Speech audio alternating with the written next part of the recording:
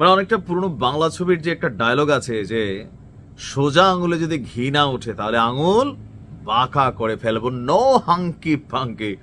খুবই শান্ত স্বভাবের একজন নেতা হঠাৎ করে যখন গরম হয়ে গেছে তখন তো টেনশন ডক্টর ইউনূসকে করতেই হবে, কারণ ডক্টর ইউনূস যে সিদ্ধান্ত নিয়েছেন সেই সিদ্ধান্ত যদি তিনি না বদলান তাহলে আঙুল বাঁকা করে সেই সিদ্ধান্ত কিন্তু সোজা করে দিবে ডক্টর ইউনূসকে। আসলে ডক্টর ইউনূস পড়ছে এই মুহূর্তে মাইন্ড কার্ড চিপায় কোনো রকমের নির্বাচনটা দিয়া যাইতে পারলে বেচারা বাঁচে, কারণ যতই দিন ঘনাবে নানান ধরনের দাবি দাওয়া সামনে আসতে থাকবে। গেল কয়েক মাস যাবৎ বিএনপির সাথে প্রধান যে কনফ্লিক্ট ছিল এনসিপি এবং জামাতের গণভোট নিয়ে, তো সেই গণভোট ইস্যুতে আপনারা জানেন যে সরকারের সিদ্ধান্ত হচ্ছে, ডক্টর ইউনূস সিদ্ধান্ত নিয়েছেন যে জাতীয় নির্বাচন যেদিন হবে সেদিনই গণভোটের আয়োজন করা হবে। মানে এক টিকিটে দুইটা সিনেমা দেখার সুযোগ হবে, রাষ্ট্রেরও টাকা বাইচা যাবে। এখন এই নিয়ে যখন আলোচনা সমালোচনা চলছে, এরই মাঝখানে আজকে 8টি ইসলামিক দল তারা আপনার একটা মহা সমাবেশ করেছেন। আজকে সারা বাংলাদেশের আপনারা দেখেছেন। সেই সমাবেশ থেকে আপনার ডক্টর ইউনূসকে নির্বাচনের আগে গণভোট দেওয়ার আহ্বান জানিয়েছেন জামাত ইসলামের নায়েবে আমির তাহের সাহেব, এবং কি হুঁশিয়ারি দিয়েছেন যদি তাদের দাবি মেনে নেওয়া না হয় তারা আঙুল বাঁকা করবেন, আর তারা আঙুল বাঁকা করলে ডক্টর ইউনূস সোজা হয়ে যাবেন, এটাই আমরা বুঝতে পারছি।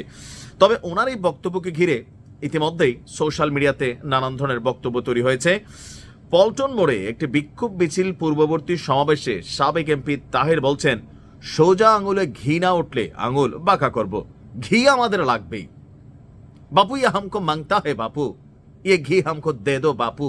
অবশ্য তিনি হিন্দিতে বলেন না, উর্দু ফার্সিতে হয়তো বলতে পারেন। আচ্ছা যাই হোক, তারপর তিনি বলছেন যে আমরা রাজপথে এসেছি প্রয়োজনে আবার রক্ত দেব। ভাই, রক্তের অভাব নাই, এটা বোঝাই গেছে, স্টক ভালো। এটার কারণ হচ্ছে কি, জামাতের যে চেইন অফ কমান্ড যদি বলে ঝাঁপাই পড়ো, আসলে কিন্তু ঝাঁপাই পড়বে নেতা কর্মীরা। এই কারণে কিন্তু নেতারা এই ধরনের বক্তব্য দেওয়ার সাহস পায় বা সুযোগও পায়। তিনি বলছেন যে আমরা রাজপথে এসেছি প্রয়োজনে আবার রক্ত দেব, প্রয়োজনে আবার জীবন দেব, আমাদের জুলাইয়ের অর্জনকে ব্যর্থ হতে দেব না। ওনার মতে বা জামাত ইসলামের মতে গণভোট না করলে অন্তর্বর্তী সরকারের বিপদ বাড়বে। এখন তার এই বক্তব্যের প্রতিক্রিয়ায় এই মুহূর্তে কেউ কেউ বলছেন যে না, জামাত তিনি এই মুহূর্তে কি বলা হয় যে ধরেন অন ফায়ার, কারণ তাদের যে জনসমর্থন, তাদের যে অ্যাক্টিভিটিস, তাদের যে মোটামুটি সার্বিক প্রচারণা বা বিভিন্ন নির্বাচনে তাদের যে প্রাক বিজয়, এগুলো জামাতের লেভেল অফ কনফিডেন্স অনেক গুণ বাড়িয়ে দিয়েছে। এমনকি জামাতের একজন নেতা সম্ভবত ভিডিওটা সম্ভবত এআই জেনারেটেড কিনা আমি জানি না, বাট আমার কাছে রিয়েলি মনে হয়েছে তিনি বলছিলেন কেন্দ্র দখলের যদি খেলাও আসে জামাতের থেকে কেন্দ্র কেউ বেশি দখল করতে পারবে না। এই কথাটার একটা তাত্ত্বিক মিনিংস আছে। তাত্ত্বিক মিনিংস হচ্ছে এইটা যে আমরা অনেকেই ভাবছি যে বিএনপি নির্বাচনে হলে কেন্দ্র দখল করবে, এটা কিন্তু একটা আশঙ্কা অনেকে মনে করছে। আওয়ামী লীগের সময় আওয়ামী লীগকে মনে করতো।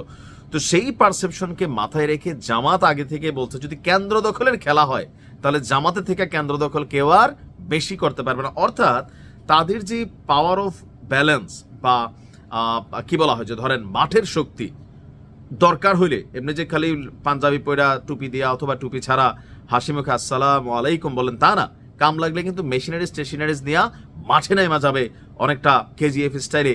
এটাই কিন্তু পূর্ববর্তী আভাস দিচ্ছে।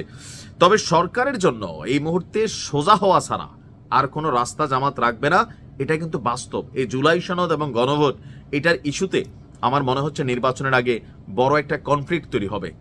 দেখা যাক ডক্টর ইউনূস কতটুকু সোজা হন, সময় বলে দিবে।